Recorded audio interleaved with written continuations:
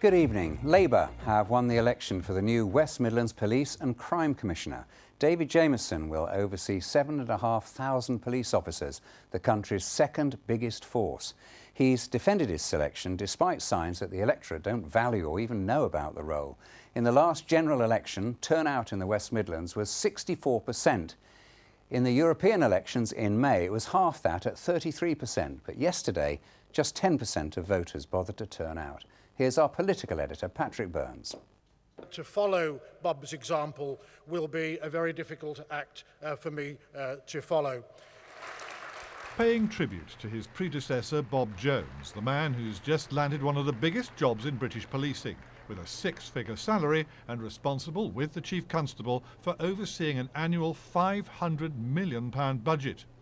So does electing someone to run the police really work? Well, even in Britain's biggest ever by-election, 90% of the voters didn't think so. Just 1 in 10 bothered to make the trip to the polling station. I don't vote. If you're given the opportunity to vote, I think you should do, because then you can't complain. I'm not really interested in voting, to be honest. I don't get much out of it. I didn't even know that there was a vote going on yesterday. I think it is important for me to vote as a resident, and also, as I said, it becomes my responsibility to choose the person to protect my city and my family. The low turnout means it's dangerous to draw political conclusions, but as the votes from each of the 7 local council areas came in, it was clear Labour were on course for more than half the first preferences, so no need to count the second choices. The Conservatives won half as many votes as Labour, and UKIP won third, forcing the Liberal Democrats into a poor fourth. Not everyone in the Labour Party is celebrating, though. It's wasted my time, wasted the public's time.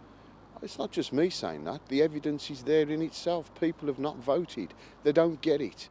But Labour have yet to decide whether or not they'd scrap PCCs or what they'd replace them with if they form a government next year. Inevitably, the debate will concentrate on the low turnout. Is it in effect a referendum on the role itself? Does it call into question the legitimacy of the entire outcome? But in a recent interview with the Birmingham Post, the Home Secretary Theresa May said, well, at least people will have voted for the new commissioner, unlike the old police authorities, which were never directly elected. The commissioner says he'll recruit more police and maintain community support officers, despite the budget cuts. Patrick Burns, BBC Midlands Today, Birmingham.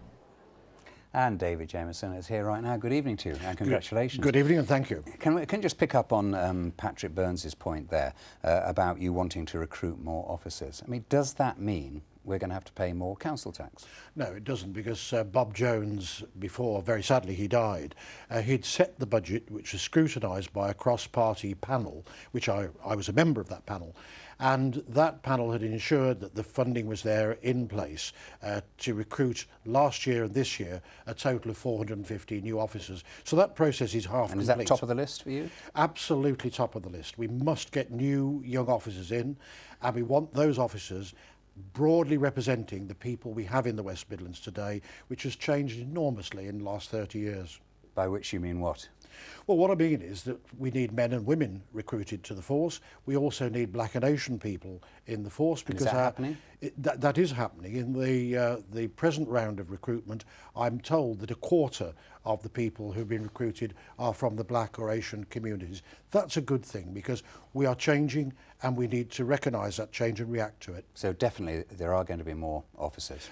There will be 250 more officers will be recruited over the next year to add to the 200 that already have. That is a promise. Now, 1 in 10 went out to vote.